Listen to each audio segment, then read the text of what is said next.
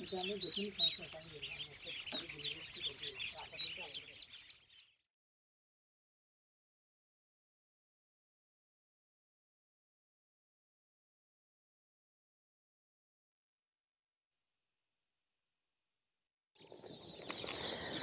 আলাইকুম সুপ্রিয় দর্শক মণ্ডলী, আশা করি আপনারা ভালো আছেন, সুস্থ আছেন। কৃষি টিভি চ্যানেলের পক্ষ থেকে আপনাদেরকে স্বাগত জানিয়ে শুরু করছি। আমি মোহাম্মদ জিয়াল রানা। সুপ্রিয় দর্শক মণ্ডলী, আপনারা আমার হাতে দেখতে পাচ্ছেন, এগুলো হচ্ছে বেইজিং হাঁসের বাচ্চা, বেইজিং পিকিং হাঁস, যেটা বেইজিং এর মধ্যে অন্যতম। তার পাশেই দেখতে পাচ্ছেন সবগুলো হচ্ছে বেইজিং হাঁসের ডিম। আর এই পিছনের সেটটাই হচ্ছে আপনার বোর্ডিং করা, যেটা মানে হ্যাচিং করা হয়, বাচ্চা উৎপাদন করা হয়। আর এটা ঠিকানা হচ্ছে নোয়াখালী জেলার নোয়াখালী সদর সুবর্ণচরে আলমদিনা হাঁসের খামার অ্যান্ড হ্যাচারি। অনেকে এই সময়টাতে হাঁস পালন করতে চান, কারণ এই বেইজিং হাঁসটা কিন্তু মাত্র 45 দিনেই বিক্রির উপযোগী হয় এবং 3 কেজির মতো হয়ে যায়। তো অনেকেই এটার পদ্ধতি সম্পর্কে জানতে চান, কিভাবে লালন পালন করা হয়, কত টাকা হলে নিতে পারবেন। তো আজকে আমরা অভিজ্ঞ খামারি দিদার ভাইয়ের সাথে কথা বলে এই বাচ্চাগুলো নেওয়ার পর আপনারা কিভাবে পালন করবেন সেই পদ্ধতিটা জানানোর চেষ্টা করব।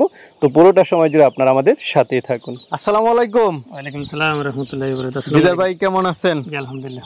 ওয়ালাইকুম আসসালাম। ভাই খুব ভালো লাগতেছে, মানে একদম আমি নিজের চোখে সবকিছু দেখতেছি, কিভাবে বাচ্চা বের হচ্ছে, কিভাবে ডিম বসানো হচ্ছে, সাথে বাচ্চা দেখতে পাচ্ছি, আপনার বড় হাঁস দেখলাম। সবকিছু দেখে মনে হলো যে আসলে বেইজিং হাঁসটা একটা অপার সম্ভাবনাময় হাঁস হয়ে যাচ্ছে বাংলাদেশে।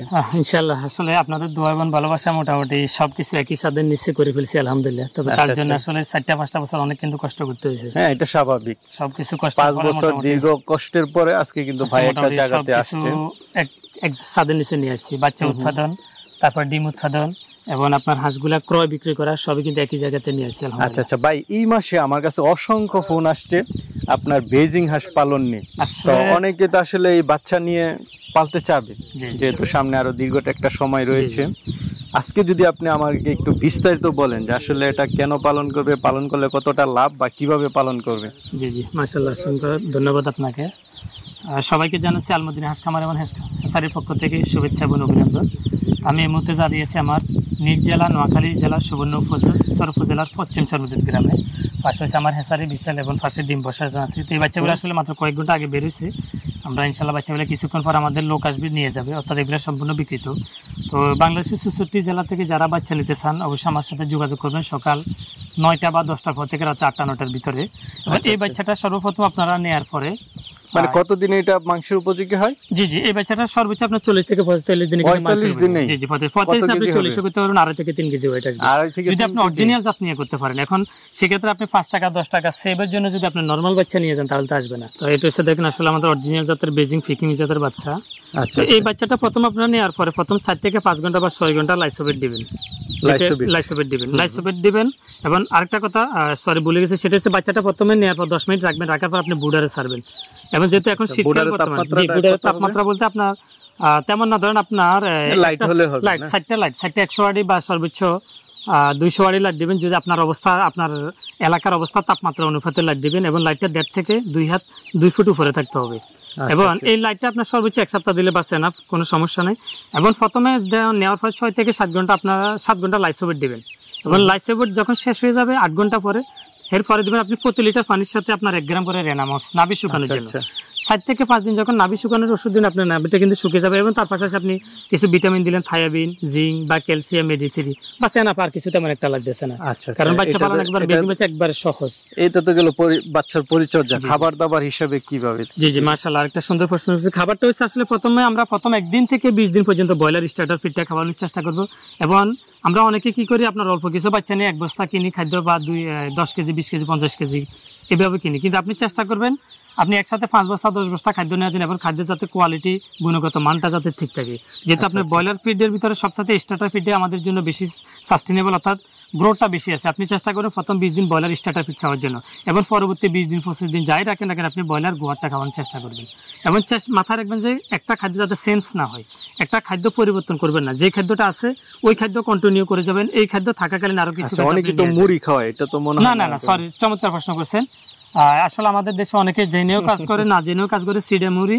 আমি যখন বিজনেসটা শুরু করেছি আজ থেকে 7 বছর আগে, তখনও বলছি, আজকে জুয়েল ভাই আবারও বলছে কথাটা। আমি এই জন্য সবাইকে সতর্ক করতেছি, কখনো ভুলো সিডে মুড়ি কিছু খাওয়াবেন না। আপনি লাইসোভেট দিবেন, তার 10 মিনিট 20 মিনিট পরে কিন্তু আপনি ব্রয়লার স্টার্টার দিয়ে কিন্তু শুরু করবেন, কারণ এখানে আপনার প্রোটিন আছে, ক্যালসিয়াম আছে, কিন্তু চিড়া মুরগির ভিতরে কিছু নেই। কাজটা করবেন কতদিন থেকে ভ্যাকসিনটা শুরু হবে? কারণ হাঁসের জন্য তো ভ্যাকসিনটা গুরুত্বপূর্ণ। চমৎকার চমৎকার, অবশ্যই ভ্যাকসিনটা 20 থেকে 25 দিনে যে কোনো একটা ডাকপ্লেগ ভ্যাকসিন দিয়ে দিন বা সেনাপ। আর যারা ডিমের জন্য করবেন সেই ক্ষেত্রে আপনি 4টা ভ্যাকসিন কোর্স করবেন।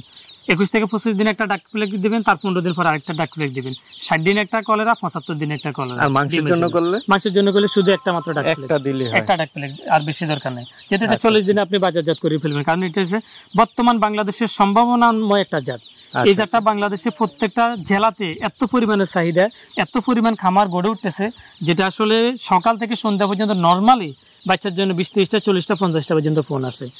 বাট আমরা হয়তো সর্বোচ্চ 40 দিনে এটা কত কেজি হচ্ছে? 2.5 থেকে 3 কেজি ওজন। যদি অরিজিনাল জাতটা নিয়ে শুরু করতে পারেন। কেজি কত করে বিক্রি করতে পারবেন? বর্তমানে হচ্ছে পাইকারি আপনার 270, 80, 50, আবার 300। এটা হচ্ছে লাইভ ওয়েট। অনসলভেদ আরো প্রসেসিং করে তো আরো বেশি। পাইকারি হচ্ছে 400 টাকা। 400 টাকা এবং খুচরা 450 টাকা। একটা জিনিস হচ্ছে অনেকে বাজারজাত করতে পারে না, হাঁস পালন করছে কিন্তু বিক্রি করতে পারে না, এটার জন্য আপনি কি করেন? জি, আসলে ভালো একটা কথা প্রশ্ন করেছেন। বাংলাদেশে কোনো ব্যক্তি যদি বলেন আমি 1 লক্ষ হাঁস পালবো, যেটা সম্ভব না, তারপরে আমি বলতেছি যদি 1 লক্ষ আপনার কাছে হাঁস থাকে, তাও আমার কাছে সেল করতে পারেন কোনো টেনশন ছাড়া। আচ্ছা, ন্যায্য মূল্য দিন। ন্যায্য মূল্যে, বাজার মূল্যে আপনি পাবেন, 1 টাকা আমি কম দেবেন। আপনি বাজার যাচাই বাছাই করে বাজার মূল্য আমি রেট দিয়ে দেব। মাশাআল্লাহ, খুব সুন্দর। আর আপনি যদি নিজে ভালো রেটে বিক্রি করেন, ওয়েলকাম, আমি সাধুবাদ জানাই আপনাকে, কারণ আপনি 2 টাকা ইনকাম করেন, এটা আমি অন্তত চাই। আচ্ছা, দিদার ভাই আপনাকে সব ধরনের সুযোগ সুবিধা দিচ্ছে, বাচ্চা থেকে নিয়ে খাবার দাবার সবকিছু এভরিথিং, পাশাপাশি আপনি বিক্রিটাও করতে পারছেন। তো একটা হাঁস উৎপাদন করতে কেমন টাকা খরচ, বিক্রি করতে পারবে কেমন টাকা? জি, ভালো একটা প্রশ্ন করেছেন। আবার একটা হাঁস সর্বোচ্চ আপনার 400 থেকে 450 টাকা খরচ যাবে সর্বোচ্চ, এবং একটা হাঁস নরমালি 550-600 টাকা সেল হবে। অঞ্চল ভেদে আরো বেশি হচ্ছে, মানে পার হাঁস 100 টাকা ধরে, আমি বেশি হিসাব কখনো করি না, সব বাদ দিয়ে 100 টাকা, কমপক্ষে 100 টাকা, কারণ কিছু মারা যাবে, কিছু ইয়া হবে। এবং আরেকটা কথা আমি বলিনি, সেটা হচ্ছে আমি ইদানিং কালে দেখতেছি অনেক খামারি বলতেছে 70 দিন 80 দিন না ফালার জন্য। কারণ ভাই আমি কেন আপনার বর্তমান প্রেক্ষাপটে ডিজিটাল যুগে, টেকনোলজির যুগে আমি পুরাতনকে সামনে নিয়ে আসবো।